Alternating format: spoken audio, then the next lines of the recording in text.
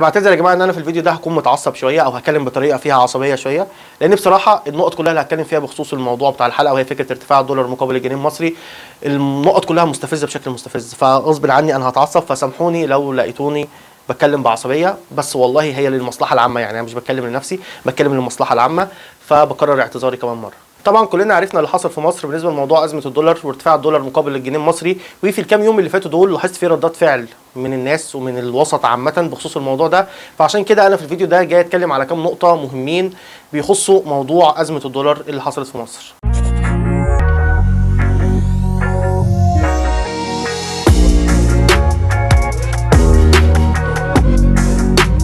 اول نقطه هتكلم فيها هي طلب مني ليكم، وهي فكره بلاش نتكلم في السياسه تاني. يا ريت نفهم ان الكلام في السياسه مش بيغير اي حاجه من الواقع اللي احنا عايشينه، مفيش اي داعي تضيع عمرك وتضيع ساعات وساعات وساعات عمال تتكلم في السياسه وفي الاخر اللي هم عايزينه بيحصل. اكيد اعرف الصح من الغلط، اكيد افهم اللي بيحصل كويس حواليك، اكيد اهتموا بامر المسلمين، عشان ما يجيش حد دلوقتي يقول لي ده يا راجل ده في حديث صحيح بيقول فيما معناه من لم يهتم بامر المسلمين فليس منهم. انا مش بقول لك ما تهتمش بامر المسلمين، اهتموا بامر المسلمين، اعرف الصح من الغلط، لكن ما تقعدش مضيع عمرك كله انك عمال تتكلم في كلام مش هيغير اي حاجه من الواقع اللي انت عايشه. في الاخر الدولار زاد، في الاخر الجنيه نزل، في الاخر انت عمال تاكل هوا، مش عايز اقول حاجه تاني، وفي الاخر انت مفيش اي حاجه في حياتك اتغيرت. لا، حط مجهودك ده وحط الوقت اللي انت بتضيعه على انك تتابع الاخبار وتعرف يا ترى مين قال ايه ومين عمل تصريح ايه، حطه ان انت تغير حياتك، حطه في فعل فعليا يخلي حياتك احسن، روح شوف لك حاجه تدخل بيها دخل اكتر، اظن هتبقى احسن بكتير قوي من انت عمال تضيع وقتك تعرف ايه اللي حصل، والتفاصيل مش هتفرق في اي حاجه، في الاخر اللي هم عايزينه كله بيحصل سواء كان من الداخل او من الخارج. كلام في السياسه مش هيغير اي حاجه، دي النقطه الاولانيه اللي انا جاي اتكلم فيها، فيا ريت بدل ما تضيع وقتك كتير في الكلام في السياسه افهم كويس، بقالنا بنتكلم بقالنا سنين، في الاخر مفيش اي حاجه بتتغير. اوكي؟ فحط الوقت ده في حاجه تانية تفيدك. دي اول نقطه كنت عايز اتكلم فيها. تاني نقطه، انا ملاحظ الموضوع مقلوب في مصر بشكل كوميدي. الناس بتنزل حاجات وافيهات على فكره ان الدولار زاد. حاجات غريبه جدا، انتوا بتضحكوا على ايه؟ انتوا اغبياء. انتوا اغبياء، انتوا بتضحكوا على ايه؟ فعلا انتوا اغبياء، يعني هو سؤال، انا والله العظيم مش يعني انا فعلا مستغرب، بتضحك على ايه يا عبيط؟ يا حبيبي انت مش هتعرف تاكل. يا حبيبي في ناس اوريدي اساسا مش عارفه تاكل في مصر، الناس دي دلوقتي حصل فيها ايه؟ الناس دي بتدفن تحت التراب. وفي الطبقه المتوسطه اللي هي دلوقتي خلاص مش لاقيه حرفيا اي حاجه، ودلوقتي الناس دي بتتكلم فكره ان هي عايزه تطلع بره البلد، تروح اي حته ايا كان العقد اللي في الخليج، يطلعوا اي حاجه بس يطلعوا بره البلد. انت جاي تضحك على ايه؟ بتضحك على ايه يا عبيط؟ في حاجات معموله للضحك، اوكي اقلبها خامه للضحك، حاجه كوره مثلا اهلي وزمالك بتاع، اوكي اضحك زي ما انت عايز، حاجه مش هتاذيك، انت في حاجه اضحك عليها. وفي كلام مهم، كلام جد، لما انت مش هتكون لاقي تاكل، مش موضوع ابدا نقلبه ضحك يا جماعه، مش اي حاجه بناخدها على النت ونروح نقلبها كومنتس ونحطها افيهات ونقعد نتريق ونقول لك ده مش عارف ايه الكويتي وصل 100 جنيه مش عارف شيله من على الشحن، وكلام غريب جدا. انتوا بتعملوا ايه يا حبيبي؟ ده مش للضحك، انت مش هتلاقي تاكل، مش هتلاقي تشرب، انت كراجل مسؤول عن بيتك وعن مراتك وعن عيالك مش هتعرف اساسا تكفيهم عشان خاطر تيجي تضحك بعد كده. بتضحك على ايه؟ انت عامل بالظبط زي فكره ان واحد راح ابوه ميت مثلا فراح في الجنازه بيضحك، يقول لك اصل هو مشكله صعبه كده كده احنا بنمر بمشكله صعبه فخليني اضحك احسن بدل ما نقلب الجو نكد. لا، في مواضيع معينه ممكن تضحك فيها، في مواضيع معينه ما ينفعش تضحك فيها. الموضوع مستفز جدا، انا فعلا مستفز جدا من الموضوع. اوكي احنا شعب كوميدي، شعب بنهزر، شعب لذيذ، كل الوطن العربي عارف ان احنا شعب عسول وجميل وشعب فرفوش، بس في حاجات تضحك فيها وفي حاجات لو جيت تضحك فيها بقيت عبيط، بقيت اهبل.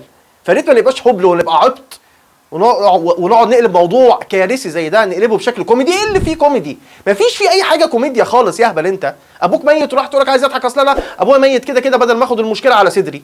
لا، خد المشكله على صدرك وازعل وادعي له بالرحمه واقرا قران هيفيده في قبره، ما ينفعش تقعد تضحك، تبقى عبيط لو انت قعدت تضحك. دي النقطه الثانيه اللي انا جاي اتكلم فيها، وانا اسف ان انا بتكلم في الفيديو ده ان انا متعصب، بس هو فعليا المواضيع كلها بصراحه مستفزه جدا بخصوص الموضوع ده.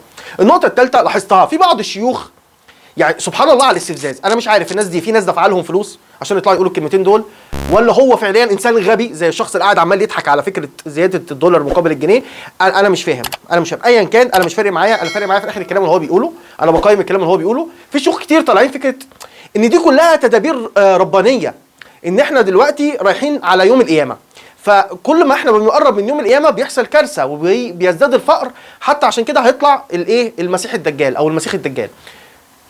فمفيش داعي يا جماعه نتضايق، ما تتضايقش، دي كلها بمشيئه الله. هو ايه اللي ما تضايقش؟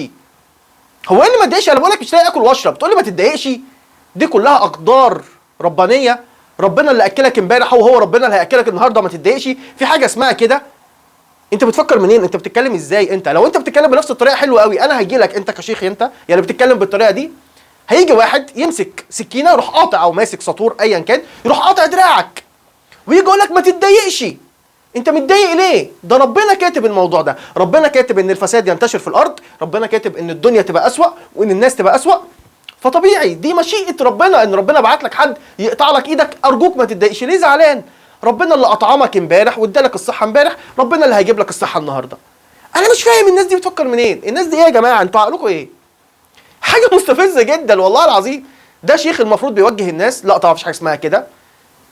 احنا دلوقتي في دنيا مقاييس دنيويه، في حاجات تبع ربنا ان انت تصلي وان انت تعبده وان انت كذا عشان خاطر تخش الجنه يوم القيامه، تمام؟ وفي حاجات ليها علاقه بالدنيا، ليها علاقه بالشغل، ليها علاقه بالمكسب، ليها علاقه بالفلوس، ليها علاقه بان انت تطور من نفسك، بان انت تحسن من نفسك.